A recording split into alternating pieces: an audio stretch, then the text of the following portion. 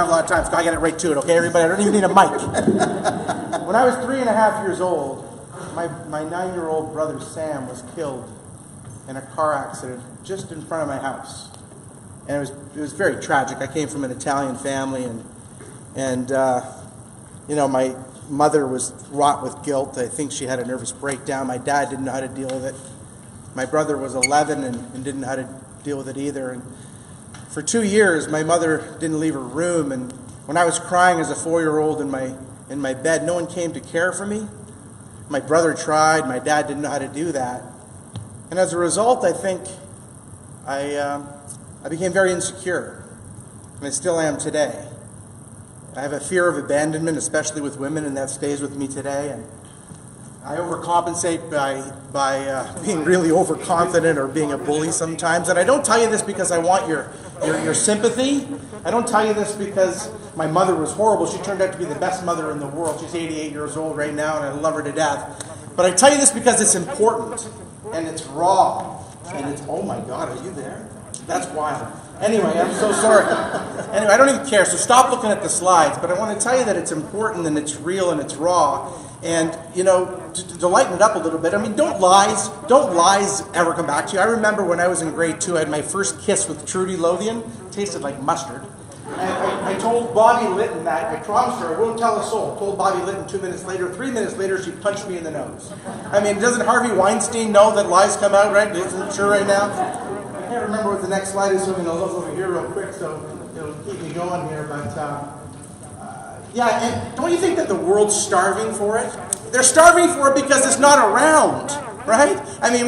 We talk social media profiles. It's all bullshit. We're all putting these false images out there, aren't we?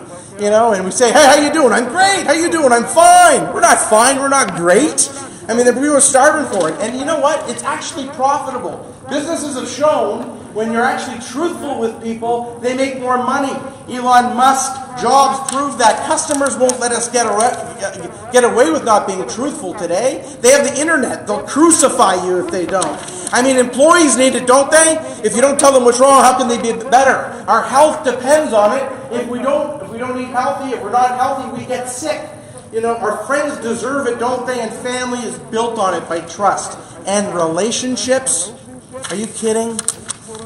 Most of the time, your loved one just wants the truth, right? It can save that relationship.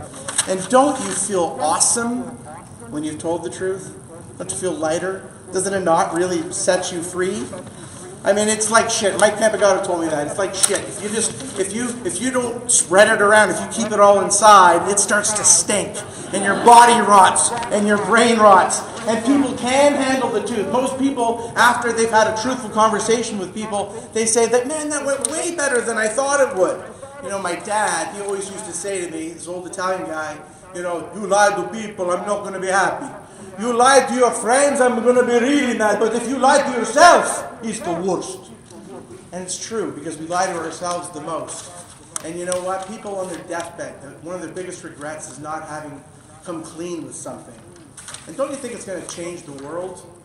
Are thousands of scientists wrong about global warming? Are they? Right? And if politicians and businessmen don't get their act together, if they don't tell the truth, we're in really big trouble. So, listen, it's everywhere, folks, right? You can feel it. You can look at the person beside you, and you can feel it in their hands. You can look in their eyes. When an actor or one of the speakers, when Brianna was up here, I felt that she was being truthful, and I could sense it stop me. So I'm going to tell you a little quick story, and then I'm done. There was this guy in his early 30s. He was a multimillionaire. He had everything going for him. His career was going well. He had a wonderful family. He was a Renaissance man, friends everywhere. But he had this one little weird thing, right? Everybody that came into his house, there was a little piece of turd in his foyer, and it stunk. But he wouldn't admit that it was there. He would not admit that it was there. So people go, man, he's got this piece of crap here. It stinks. I don't see no, this doesn't stink. It's not there. It's not there. What are you talking about? It's not there. And slowly but surely, after not admitting that, not looking at that, he lost a bit of his wealth. His friends started to go away. His family, everything started to go away. And then he finally embraced that. Finally embraced that stinking, rotten turd needed to be looked at, embraced, and loved. And finally he's on his way. Everybody's got their shit, right? What's yours? find it, embrace it, love it, change the world.